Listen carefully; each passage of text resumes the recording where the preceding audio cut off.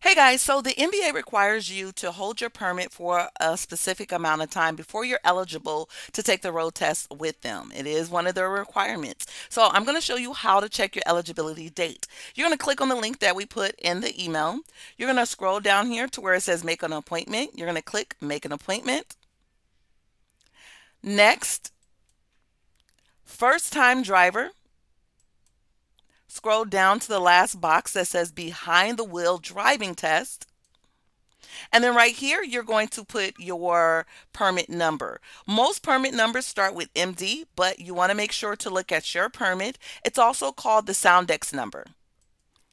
Once you put the number in, you're going to click next and it's going to bring you to this page. Now you can select any of the MBAs, but we prefer you to select Waldorf if you're one of our students because the Waldorf location is right across the street from us and we're familiar with our area.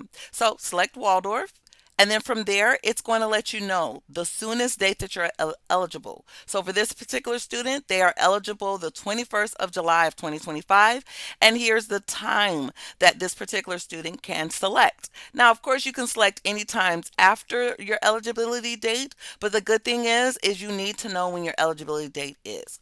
Why? Well, number one, that lets you know when you can go to the road test. Number two, here at Best Driving Academy, we do not let you book any drives with us during the month that you're not eligible. So let's say, for example, you're not eligible right now. This calendar says July 2025. Let's say you're not eligible until next year of March 2026 because you just got your permit and you have to hold it for 9 months. Well, when you graduate from the online class, we're not going to let you drive in July or even August because you're not eligible until next year.